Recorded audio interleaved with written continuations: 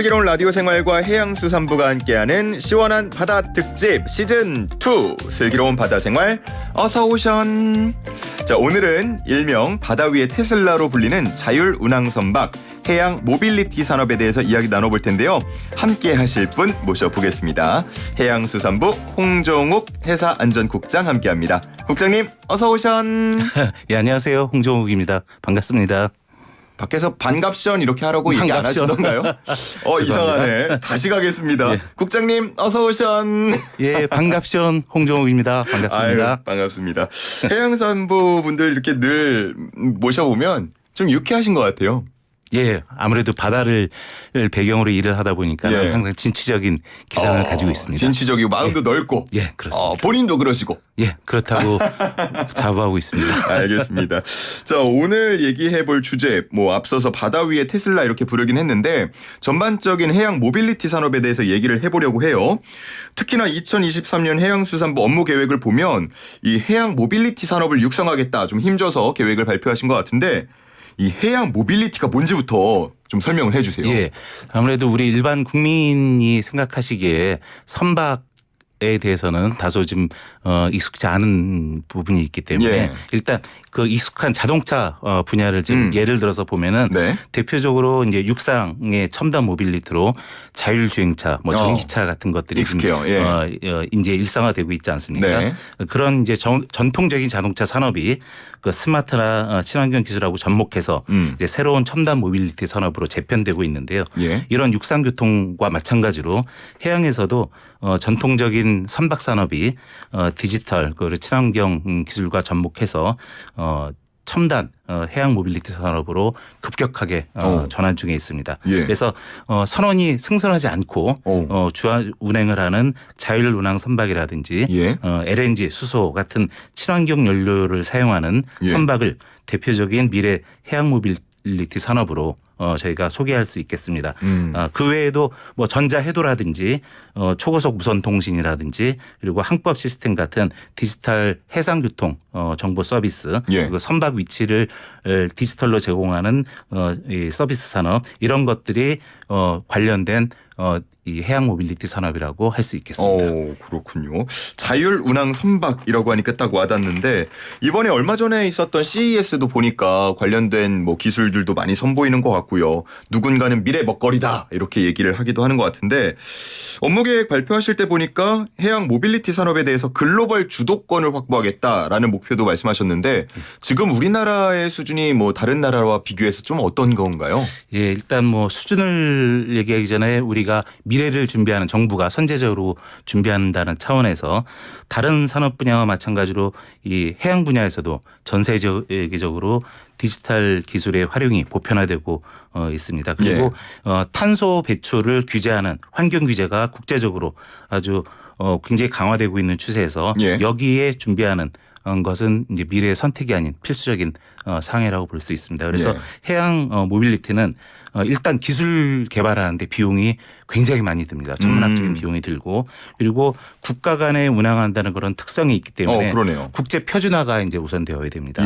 그리고 여러 가지 규제가 있기 때문에 그 신기술을 상용화하는 데도 많은 제약이 따릅니다. 그래서 여기에 필수적으로 국가 차원에서 과감한 투자를 해야 되고 정책적 지원이 반드시 따라가서 글로벌 산업을 이제 이 지원을 해야 되는 그런 이 사명이 있습니다. 저희 정부에서는. 그래서 저희 정부에서는 31년까지 약 한 1조 3천억 원을 R&D에 투자를 해가지고 해양 모빌리티 분야의 초격차 기술을 개발하고 그리고 또 우리 기술 이렇게 개발한 기술이 국제 표준이 될 수 있도록 국제 기구하고도 협력하고 지원을 확대해 나갈 계획입니다. 또한 이러한 신기술이 이제 조속히 상용화 되기 위해서는 이제 선사들이 그런 기술을 접목한 그런 이 선박을 이용해야 되는데 그러면 아무래도 비용이 들기 때문에 정부에서 그런 비용을 어떤 보조해 준다든지 금융 지원을 해 준다든지 라는 지원을 저희가 계획을 하고 있습니다. 아, 그렇군요. 자, 이 정도 배경 지식 전해드리고요. 저희 청취자 퀴즈가 준비가 돼 있어서 아마 이 정도 전해드렸으면 이제 마치기 좀 쉬울 것 같습니다. 그래서 오늘의 오션 퀴즈 드리도록 하겠습니다. 자, 오늘 홍정욱 국장과 또 자세히 이야기 나눠볼 주제에 관련된 퀴즈입니다. 사람이 조종하지 않는 무인 비행기 드론이라고 부르죠.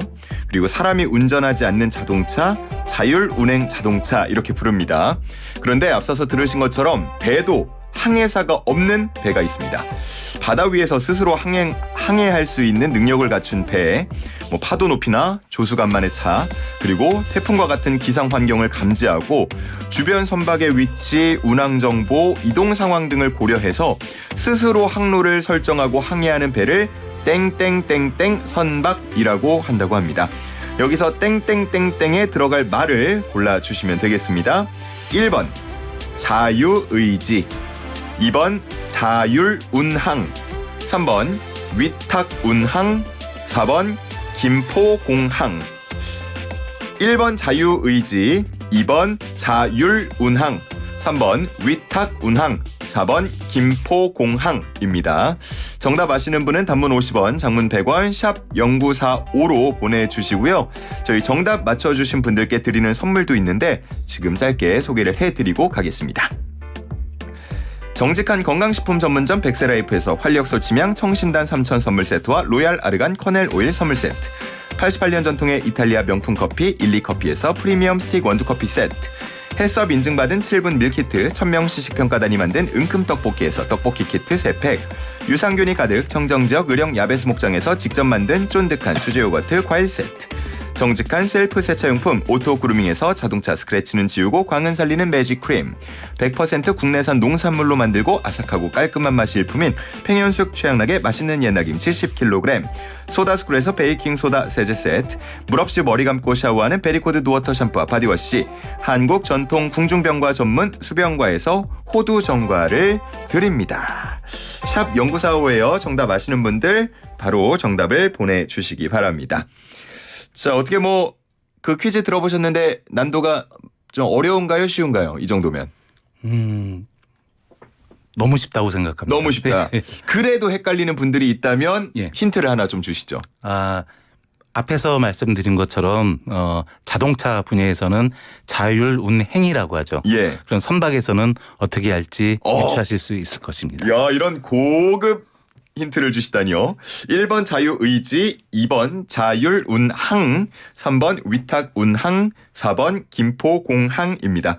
정답 아시는 분 단문 50원, 장문 100원, 샵 0945로 보내주시기 바랍니다.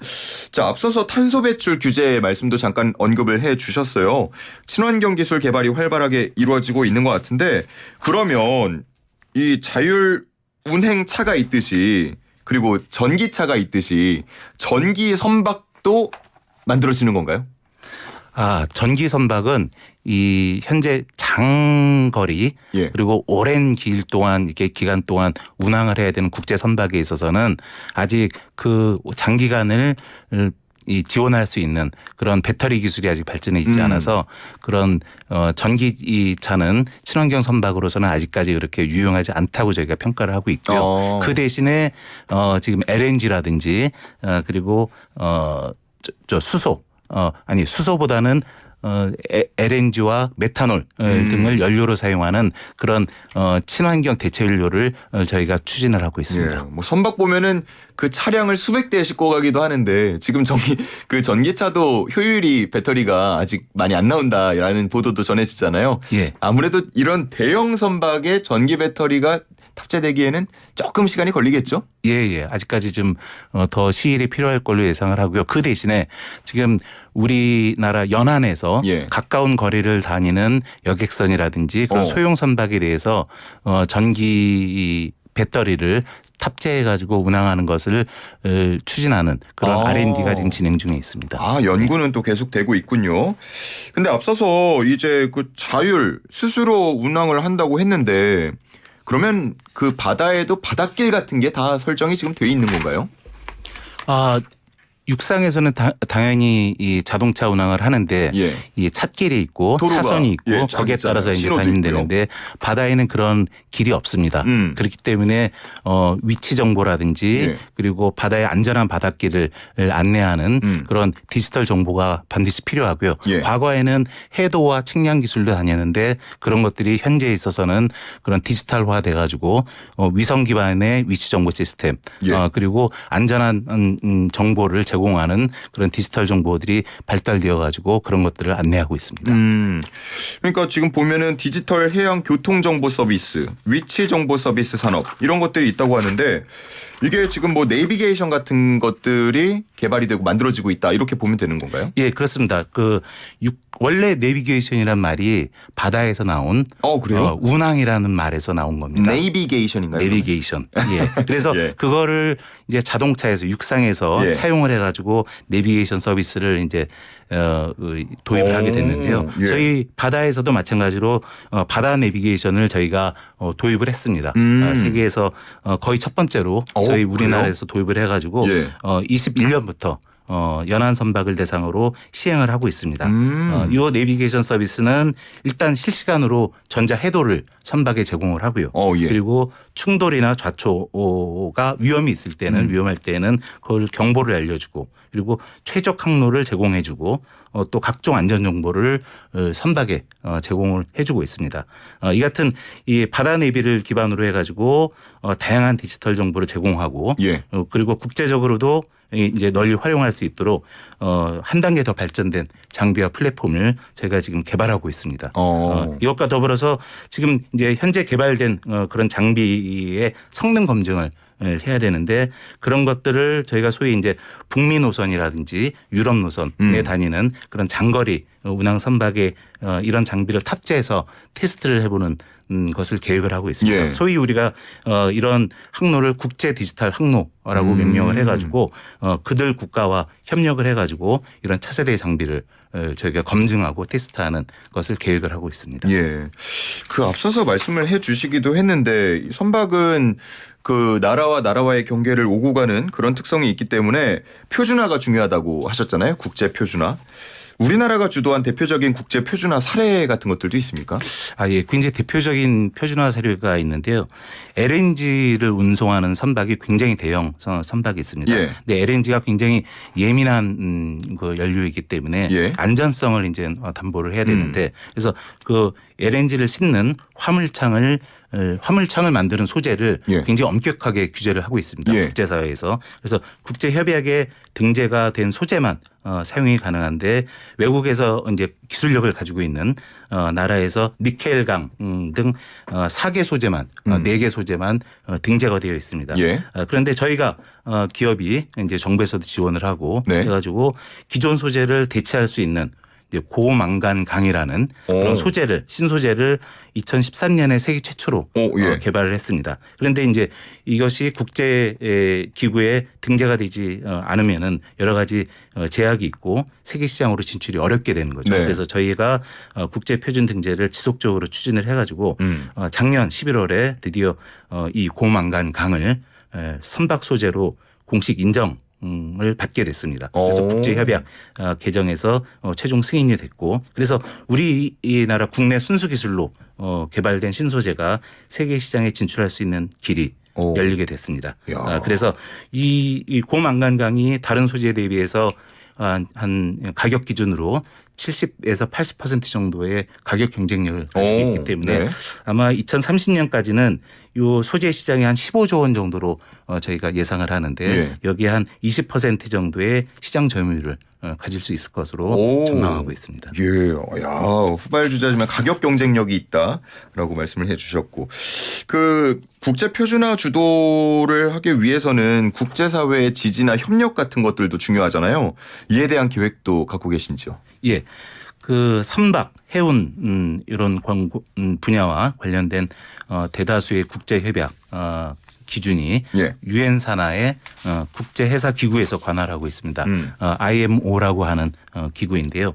이 IMO는 전 세계에서 175개국이 참여를 하고 있고 해양 분야 전반에 대해서 지대한 영향력을 가지고 있습니다. 예. 이 IMO에서 우리나라는 굉장히 오래 전부터 이제 열심히 활동을 해온 결과 지금 해운 선진국 10개국만 참여하는 A그룹 이사국으로 지금 20년째 예. 활동을 하고 있습니다. 그리고 여기에 국제해사기구 IMO의 사무총장 소위 이제 해양 대통령이라고 부르고 있는데 예. 저희가 우리나라의 임기택 사무총장이 지금 8년째 지금 수장을 하고 있습니다. 이런 이제 높은 위상과 입지를 저희가 가지고 있기 때문에 이런 위상에 걸맞고 거기에 맞는 책임을 저희가 다할 수 있기 위해서 저희가 27년까지 1,300억 원 정도를 투자를 해가지고 IMO하고 다양한 기술 협력 사업을 지금 진행하고 있고 그리고 개도국에 대해서도 ODA를 통해 가지고 여러 가지 기술 이전 사업 등을 진행하고 있습니다. 이러한 여러 가지 협력 사업을 바탕으로 해가지고 우리가 국제사회에서 우리가 만든 신기술을 국제 표준으로 등재하고 새로운 시장을 창출할 수 있는 그런 기반 플랫폼을 만들어가고자 합니다. 그렇군요. 아니 갑자기 이렇게 이야기를 들으면서 좀 뜬금없긴 한데 그런 생각이 들었어요. 저는 항상 그 심해에 대한 호기심, 궁금증이 있거든요. 앞서서 선원이 타지 않아도 이제 원격 제어가 가능한 그런 기술들도 개발이 된다고 하셨으니까 혹시 이렇게 더 깊이 들어가서 연구하거나 개발하는 그런 계획들도 포함이 돼 있나요? 그거는 이 선박 분야하고 조금 다른 좀 다른 건가요? 분야인데요.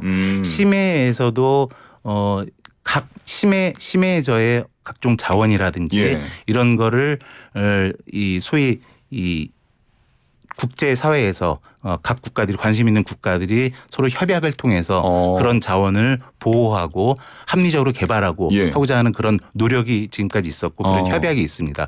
그거를 규제하는 또 국제기구가 별도로 있고요. 그래서 우리나라에서도 심해에서 벌어지는 예. 여러 가지 이 그런 활동, 해저 활동에 적극적으로 참여를 하고 있고 특히 저희가 여러 가지 심해에서 채취할 수 있는 광물들, 다양한 광물들이 있습니다. 예. 그런 것들을 선제적으로 저희가 개발해서 상업화시키기 위해서 20여 년 전부터 다양한 그런 이 R&D를 통해 가지고 그런 것들을 상업화하기 위한 노력을 기울이고 있습니다. 그렇군요.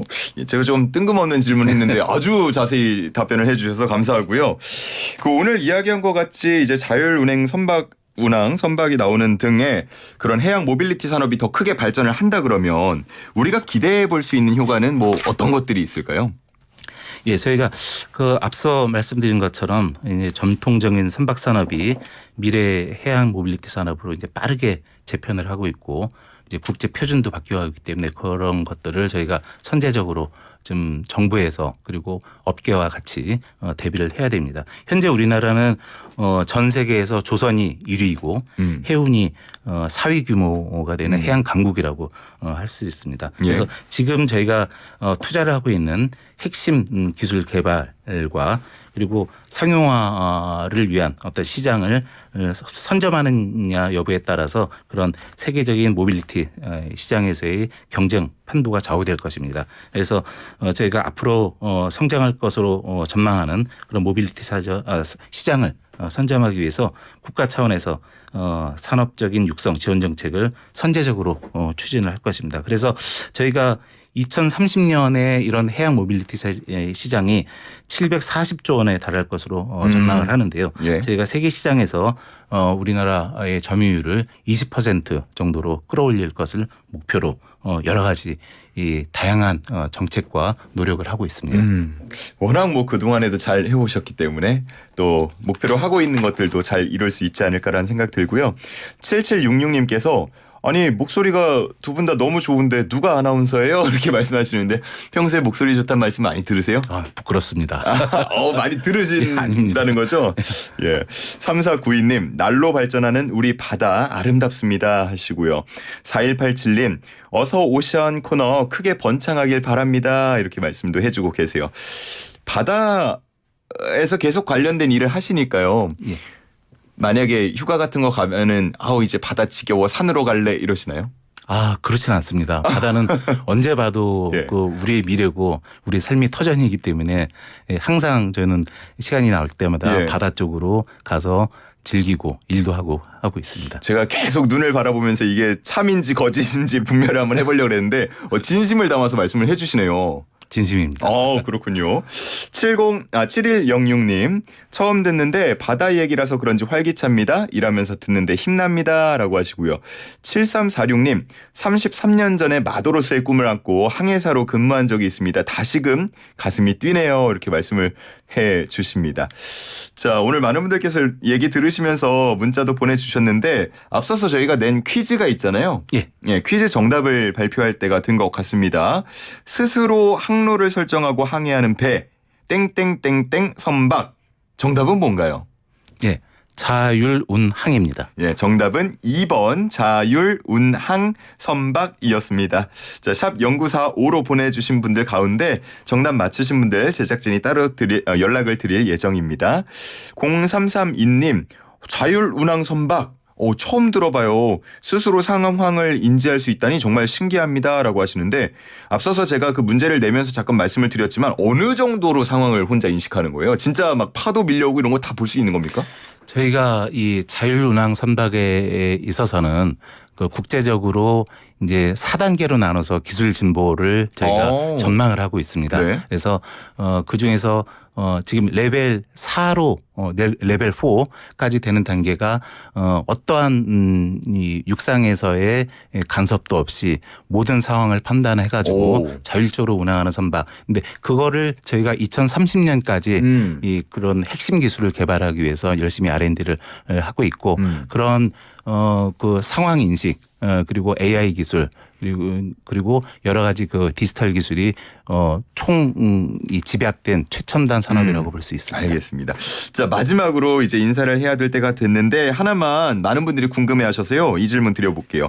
후쿠시마 원전 오염수 방류된다는 기사 계속 나와서 또 많은 분들 걱정하고 계신데 이 문제 어떻게 보고 계신지요? 예, 그 후쿠시마 오염수를 일본 정부에서 이제 뭐 올 봄 이후에 방출을 하겠다라는 계획이 있어가지고 우리 정부뿐만이 아니라 우리 국민께서도 많이 우려를 하고 계시리라고 보고 있습니다. 하지만 저희 해양수산부에서는 원전 사고가 발생한 지난 2011년부터 사고 지역 인근 그 육계현에서 출항을 해서 우리나라로 입항하는 선박에 대해서 모니터링을 하고 있고 현재까지 그런 선박에서 평형수를 싣고 와서 우리나라에서 방출한 그런 바다에 대해서 저희가 모니터링을 한 결과 그런 연안 해수에 우리나라 연안 해수의 방사능 농도하고 유사한 것으로 저희가 분석을 했고 그리고 현재까지는 큰 문제는 없는 것으로 보고 있습니다. 하지만은 올 봄 이후에 이제 오염수가 방류될 경우에 좀 더 저희가 강화된 규제를 모니터링을 하려고 하고 있습니다. 그래서 그 육계현 전부에서 평형수를 가지고 국내에서 와서 그 평형수를 배출하려는 선박에 대해서는 우리나라 입항 전에 공해에서 그런 평형수를 다른 이 바닷물하고 교환해서 들어오도록 조치할 예정이고요. 그리고 입항하더라도 방사능 오염 수치에 대해서 전수 조사를 실시를 해가지고 국민들께서 우려하시는 일이 없도록 잘 관리하도록 하겠습니다. 알겠습니다. 믿음을 갖고 지켜보겠습니다. 해양수산부 홍정욱 해사안전국장과 함께했습니다. 국장님 고맙습니다. 예, 감사합니다. 바다 많이 사랑해 주세요.